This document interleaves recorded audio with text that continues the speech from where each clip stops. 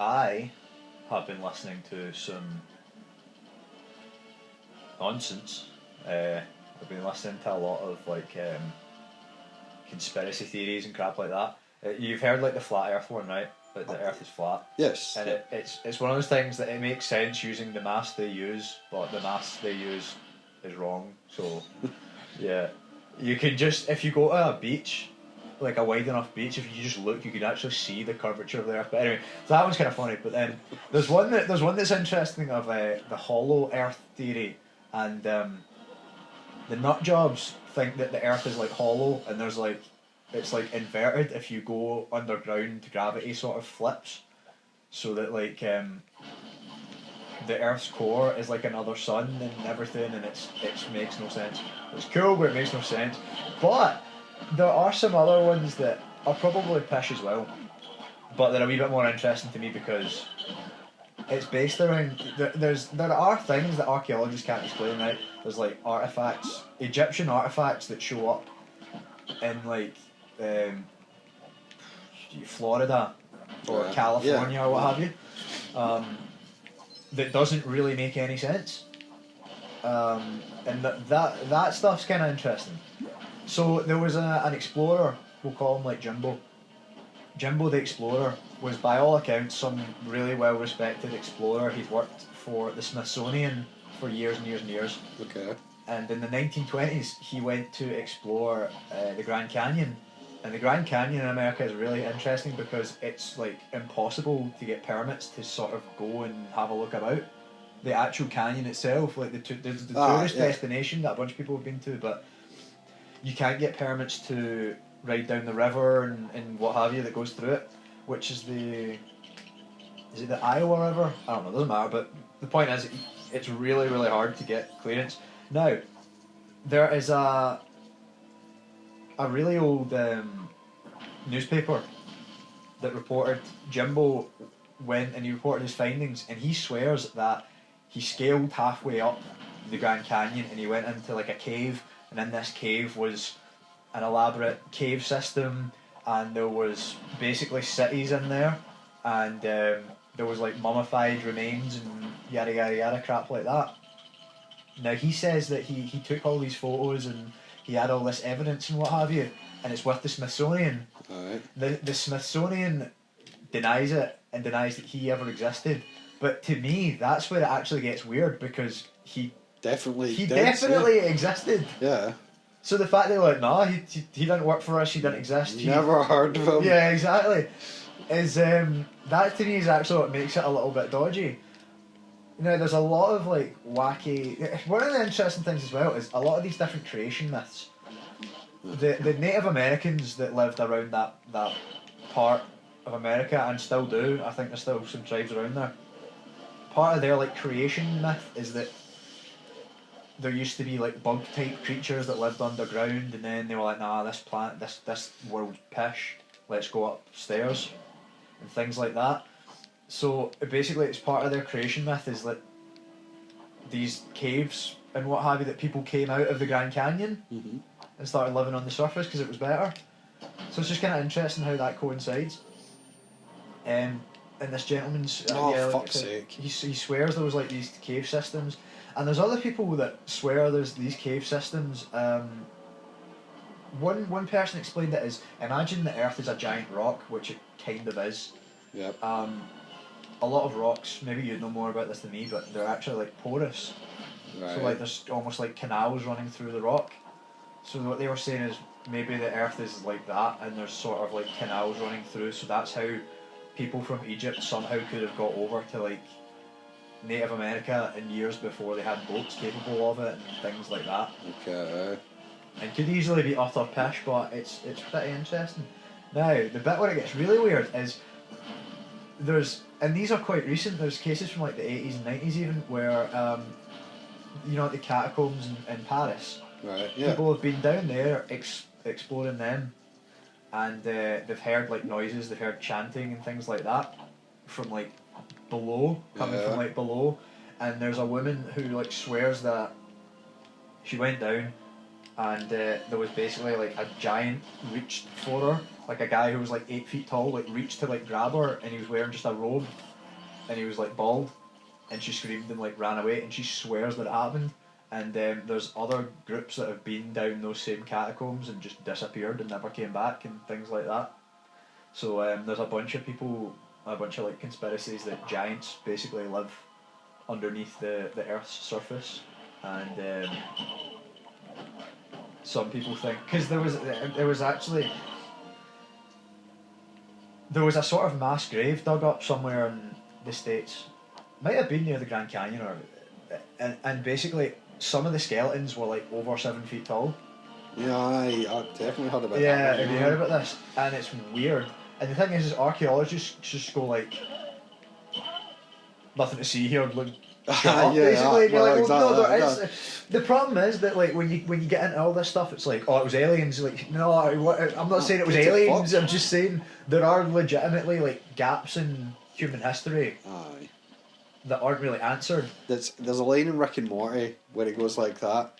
I think Morty's like that. There's vampires, and he's like, oh, who knew there were vampires? Oh, that's right. All of human civilization for hundreds of years. He's like, you know, they tell stories about them and shit, but it's like, where do you think the stories came from? Like to an extent, my wife, who suffers solar urticaria, would have been like done as a witch or a vampire, because she's allergic to sunlight. It's like, it's a really rare allergy, so it's dead unusual, but you know, that's where part of it comes from.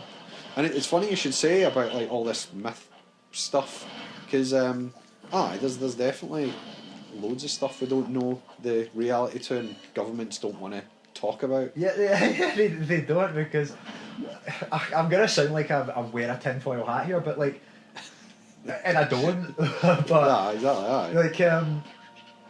Like the flat Earth stuff is just pish. It just doesn't make sense. Like, one of the things you need to ask yourself is who benefits from this. Yeah. And if there's people that benefit from it, like who's benefiting from the Earth is actually flat but will carry on its round? What, the like 1 or 2 companies in the world that make globes that sell 100 globes a year? Yeah, exactly. Is that worth like $2,000? Like, you know, it's not like big pharma is a thing. It's something like depression and shit is something like 85% of Americans are on antidepressants. I don't know if it's antidepressants, but they're on some type of medication. I think the majority of them are antidepressants. Aye, but some of them won't. Of course, some of them are legitimate, but some of them won't need it. But they're like, let's keep them medicated, because doctors are basically in the pocket of big pharma. A lot of them. He can run through that. Or is it Scarecrow? I think they can both. I think they can both run through. So it's So yeah, like it all tracks, doesn't it? It's capitalism. We just talked about how tickets and capitalism. Yeah. I mean, do you not think that somebody out there's going, do you know what? I know it's probably not the best thing for society if people are on antidepressants, rather than actually dealing with why are so many people so sad. And there's plenty of what's the word I'm looking for? Put non-medicinal remedies to help people who have depression and whatever else, but they won't prioritise that, because a low cost money. Yeah, exactly. A low cost solution doesn't deliver the best bang for the buck. Yeah. So for like shareholders. So like big pharma is a thing, but like the problem with a lot of these conspiracy nuts is they think everything is big pharma. Is big pharma or CIA or what have you. So like, have you heard the one dinosaurs aren't real? Yeah. Well, they've been saying that. Fundamentalists have been saying that for years. That's just nonsense though, because that number one, they just are, and number two, that's one of those ones who benefits. Well, no, they're saying big Dino, as if it's like big pharma. There's a big conspiracy. Like, no, the fucking Jurassic Park. I don't know. What Stevie Spielberg, like. He's the one who made Jurassic Park, was it? Aye. So Scarecrow can't go through that. Apparently. So like, you know, it's stuff like that that doesn't make sense. You're like, why? That just doesn't. Yeah, you're like, why would dinosaurs not be real? There's fossils everywhere. Yeah, and it makes so much sense because legends about like dragons and stuff. Yeah, exactly. They probably dug up a dinosaur, didn't know what it was, and came up with. Yeah, dragon. That tracks. It's things like that sort of make sense. So I'm not saying. Like it just makes sense when you think about it.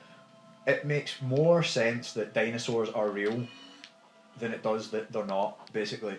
Aye. Because some people say, like, oh, there's, like, no actual full dinosaur skeletons that exist in the world. And I'm like, that's sort of only half true. I think I'm right in saying I don't think any museums have actually a full dinosaur skeleton. It'll be partly real bones and partly, like, sort of... like fabricated pieces.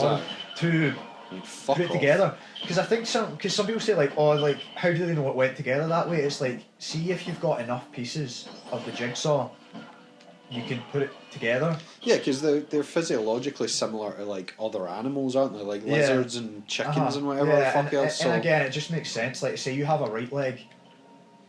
You got a right leg, hip bone, whatever. Exactly. Yeah, we don't have the bones of the left leg. How do you not look like that? Well, because it just got the right leg. Makes sense. It's gonna be they're a bipedal animal that's makes way more sense that they would be the same each leg than the other leg's like a freaking black hole that like. Maybe the T-Rex walked around on its little tiny fucking arms. Yeah, and you know what? its legs maybe we've got that wrong. Maybe he did little handstands. Fuck off, his big legs balanced, with his tail up in the air like a sort of rudder or something. That's how it was. Exactly. We could be wrong on that front, sure, but. Yeah, just we have all these scientists talking about weight displacement and how it would logically move. You random maniac on Reddit, you know more than all these paleontologists and everything else. Yeah, exactly. Fuck's sake. And it just annoys me because I want to be like question everything and stuff like that, but it's like question everything that doesn't make sense. My ex said something to me that it infuriated me because she said she did the typical why do people believe science? And I'm like, say that again. She was like, well, science is just what you read in a book. And I'm like, oh my god, no. Science is, if I do X, Y will happen 100% of the time. Like, if I think, if I take water... It's not 100% of the time, though, but yeah, that's... If I take water and I put it to 0 degrees Celsius, it will freeze 100 times out of 100. And so, like, okay... The thing about when you learn science, like even at school, even the basic stuff is you carry out these experiments. Have you carried out every experiment that's ever been documented? No, but like you've carried out enough that it just makes sense. So like, have I seen the Hadron Collider myself? No, I have not. But do I understand the basic physics that it's basically kind of carrying out? Yes, and I did it in freaking second year high school, science class. So yeah, not everything is fake. Not everything is a conspiracy. I had one and it made me laugh so much. It was called Finland Isn't Real. Have you ever been to Finland? No. Do you know anybody from Finland? No. Well, there you go. Finland isn't real. Fuck's sake, that's a belt. I like that. Fucking hell. So I mean, by that logic, it's. Is anything real? Any sort of obscure country is not real. Yeah. So some of this sort of it was 9 hours long. I didn't watch it in one sitting. It's a YouTuber was talking about all these icebergs people make. They're basically just like sort of top 10 lists, but displayed in an iceberg. They're kind of cool. So it was a conspiracy theories. It was like 9 hours long, and some of them he got really into. Because again, some of them are basically proven fact. Like what's his name? Martin Luther King. Like he was killed by the CIA. The CIA actually had to give his family money because like a court basically found them guilty of it. Like it's not even a conspiracy. It's confirmed. But then there's like Finland Isn't Real. Some of them are actually kind of cool because they're more sort of like thought experiments. Like one of them was called Last Thursday-ism. And basically the concept is that if there's a God who can do anything, they could have created the universe last Thursday.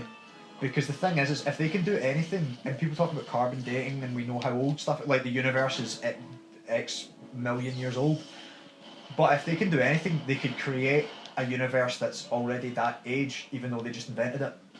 Well, but again, going back to the whole dinosaur thing, there are fundamentalist Christians who believe that dinosaur fossils were here to test their faith. Yeah. Which is why dinosaurs aren't real. And you're like, but if you're going to operate on that level of logic, Jesus Christ. Yeah. So it's like you say, God created it on Thursday. Well, yeah. So last Thursday was one of those ones you can't, because if God could create us, because the thing is He create us with those memories that, so that didn't happen. Well, kind of, because he gave us those memories, but He gave us them last Thursday when He made us. So everything you remember, you were made last night. It's one of those things. It's kind of interesting to think about. But what about the physical evidence side? Like, well, this is what I'm saying. If God can do anything, He could create it. I'm thinking 10 years old. One thing, like videos, like all the YouTube videos. Yeah, and shit but he created all those. He just made them. He created all those. I remember making them. No, but he put that memory in your head. Okay. Last Thursday when He created the universe. Ugh. But that's a lot to track, though. Just for him. But he's God. I know he's God. He can do anything, but he'd have to do it for everybody. It just feels like a waste of time. Aye. Maintaining this lie. What?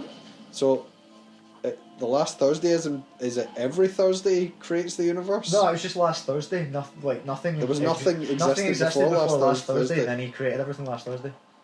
Okay. That's the.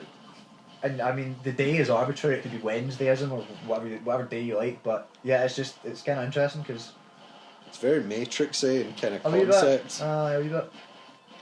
What can I do? No, this isn't really a conspiracy theory, but have you heard of Rocko's Basilisk? Rocko's Basilisk? No. Right, so the idea is that, again, it's another like thought experiment, but I don't really like this one. I think it's like nonsense. So, Rocko's Basilisk basically is a super intelligent AI that is like in charge, gets put in charge of humanity because it knows what's best for humanity, alright? And it decides to punish. So it decides the best thing for humanity is to punish anyone who's bad for humanity. Okay. And therefore, it punishes, as it believes itself to be good for humanity, it punishes anyone who didn't contribute to its creation. Okay. Because therefore they're bad for humanity.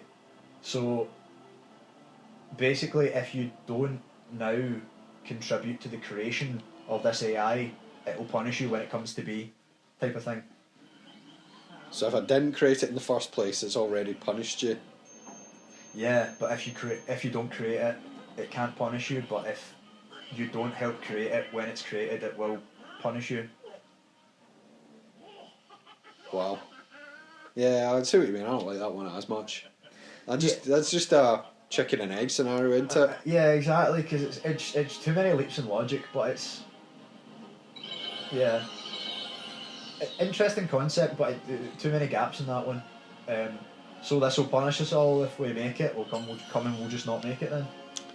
Somebody from Finland leave a fucking comment Aye. on the video, confirm that you're actually real, otherwise I'm going to continue that theory going. My name's Finn from Finland and I'm working on this AI called Rocko's Basilisk. I will give $50 if anyone from Finland called Finn leaves a message saying, I am Finn from Finland and Finland is fucking real. Because at the moment I have my doubts. I agree, I have my doubts too.